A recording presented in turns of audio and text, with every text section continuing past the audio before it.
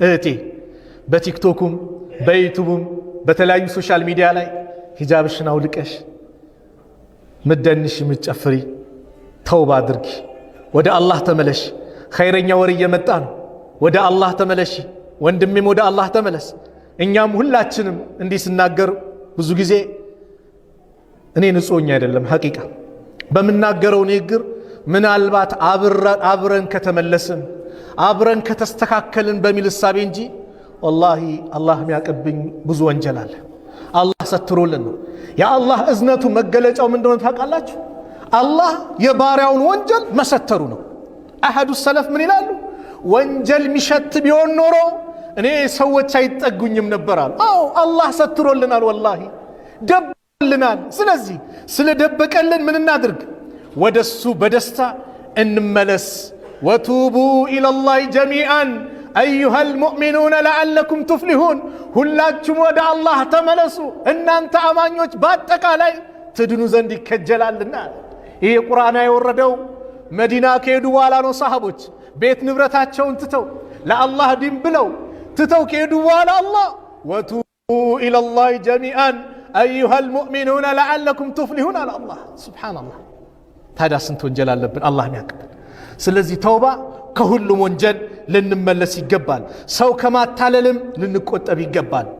ሰው ማታለል ወላሂ ዱንያ ላይ ባዶ ያደርገናል፣ አኼራ ደግሞ በጣም ባዶ ያደርጋል። ዱንያም ጭንቀት ነው የሚያስወርሰው፣ አራዳነት አይደለም። አንዳንድ ሰው አራዳነት፣ ብልጥነት፣ ሰው ማታለሉ፣ የሆነ ነገር መሸወዱ ይሄ አይደለም። አራዳ ማለት በኢስላም ቋንቋ ዓሪፍ የሚባለው አራዳ ብልጥ ማለት አልከይሱ መን ዳነ ነፍሰሁ ወዓሚለ ሊማ ባዕደል መውት። ብልጥ ጮሌ ማለት አሉ የአላህ መልእክተኛ ነቢዩ ሰለላሁ ዐለይሂ ወሰለም ከሞት በኋላ ላለ አገሩ ስንቅ ያዘጋጀ፣ ነገ ቀብር አለብኝ ከመወዳቸው ወዳጆቼን ለያለው ቀብር እገባለሁ ብሎ ዛሬ የተዘጋጀ ለነገ። ይሄ ነው ብልጥ ጮሌ ማለት። የአላህ መልእክተኛ ነቢዩ ሰለላሁ ዐለይሂ ወሰለም ምን አሉ? ለቱአዱነ አልሑቁቀ ኢላ አህሊሃ የውም አልቂያማ። የቂያማ ቀን የሰዎችን መብት ትመልሳላችሁ፣ የሰዎችን ሐቅ።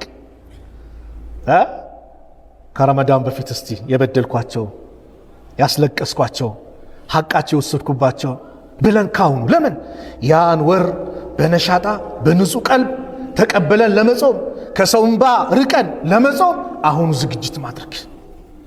መብቶችን ትመልሳላችሁ የውመል ቂያማ አሉ። ሐታ ዩቃደ ሊሻቲ ልጀለሃኢ ሚነ ሻቲ ልቀርና አሉ። ረዋሁ ሙስሊም። ቀንድ ያላት ፍየል ቀንድ የሌላትን ዱንያ ላይ ወቅታ ከሆነ ነገ የውመል ቂያማ ቀንድ ያላት ቀንዷ ተወስዶ ቀንድ የሌላት ቀንድ ተሰስቷት ውጊያት ትባላለች። በእንስሳቶች መካከል አላህ ፍርድ ከሰጠ በፍትህ ከፈረደ በሰው ልጆች መካከልስ በዳውም ተበዳውም እኩል ይሆናል? ያለቀሰውም የሳቀው እኩል ይሆናል? አማኙም ከሃዲው እኩል ይሆናል? ላ በጭራሽ። አላህ በፍርድ ለዚህ ነው ነቢዩ ሰለላሁ ዐለይሂ ወሰለም አባ ሁረይራ ባስተላለፉት ሐዲስ ምናሉ? መን ካነት ዐንደሁ መዝለመቱን ሊአኺህ፣ እሱ ዘንድ የወንድሙ በደል ያለበት ወንድሙን ሚን ዐርድህ ከክብሩ አው ሚን ሸይን ወይ በሆነች ነገር የበደለ ያስቀየመ ካለ ፈልየተሐለልሁ ሚንሁ ልየውም፣ ዛሬ ያስተካክል፣ ይፍቀድ፣ ሐላል ያድርግ፣ ያመቻች። ቀብለ አላ የኩነ ዲናሩን ወላ ዲርሃም፣ ብርም ወርቅ የሌለበት ቀን ከመምጣት በፊት ዛሬ ያስተካክል። ኢን ካነ ለሁ ዐመሉን ሷሊህ፣ መልካም ሥራ ካለው ኡኺዘ ሚንሁ ቢቀድሪ መዝለመቲህ፣ በበደለው ልክ መልካም ሥራው ይወሰድበታል። ወኢን ለም የኩን ለሁ ሐሰናቱን፣ ነገር ግን መልካም ሥራ ከሌለው አሉ ኡኺዘ ሚን ሰይአት ሳሒቢህ፣ ከጓደኛው ኃጢአት ይወሰድና ከበደለው ሰው ማለት ነው። ፈሁሚለ አለይህ፣ እሱ ላይ ይጫንበታል። ኪሳራ ነው። ሰርጋችን ምንድን ነው? ዳንኪራው፣ ዘፈኑ፣ ምኑ? ሰርግ እኮ ሐዘን ለቅሶውን እየተባለ አይደለም። ኢስላም የራሱ ሸሪዓ አለው፣ የራሱ ስርዓት አለው። ሴቶች ወንዶች ሳይሰማቸው ሙሽሪቷን ያሞግሷት፣ ይጨፍሩ፣ ይጫወቱ፣ ወንዶችን ሳይፈትኑ፣ ወንዶች ሳይሰማቸው። ዛሬ የሴቷን ወንዱ ይዞታል፣ ሱና አድርጎ የሚጨፍረው ወንዱ ነው።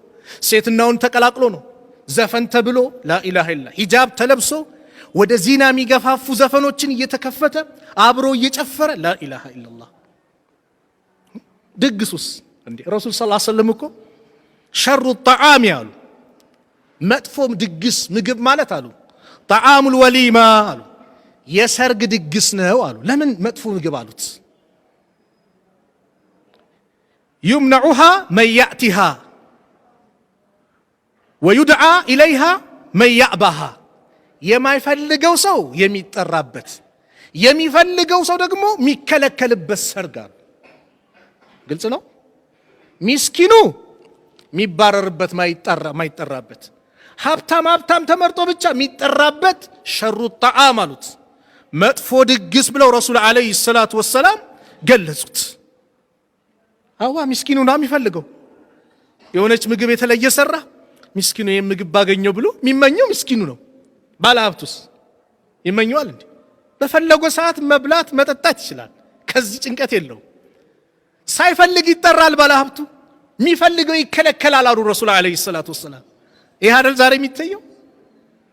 ለዛውስ ባለሀብቱን ጠርተ ሊያመሰግነ አቃቂር ያወጣዋል። ሽንኩርቱ አፍጦ ነበር፣ እንትኑ ጨው በስቶት ነበር፣ አቃቂር ነው። ያ ምስኪኑስ አልহামዱሊላህ በስንት ጊዜችን አገኘው ብሎ አመስግኖ ዱዓ አድርጎልህ ሄድ ነበር። ረሱል ሸሩ ጣዓም አሉት። ይኸው ድግሳችን ያደል ሀብታም የሚከለከልበት ማነው ደሃ የሚከለከልበት ተብሎ ትልቅ አዳራሽ ይደረጋል። ተመርጦ ካርድ ይሰጣል። ምስኪኑ አይመጣም። ምናልባት አልፎ እንኳን ቢሰጠው ካርዱ ይሸማቀቃል። ምን ለብሼ ልሄድ ይላል። እንደው በፊት ሰርጋችን መስኪን ነበር አይደል? በረካ ያለው በተምርና በኩኪስ በትንሽ ነገር ሱብሃንአላህ። ከዛስ ስለ ጋብቻ የሚነገርበት ሐላል ሐራሙ የሚገለጽበት ሁሉም ተደስቶ የሚሄድበት ሰዎች እንዲያገቡ የሚበረታታበት። ወላሂ እንደዚህ ቅጥ ያጣ ድንበር ያለፈ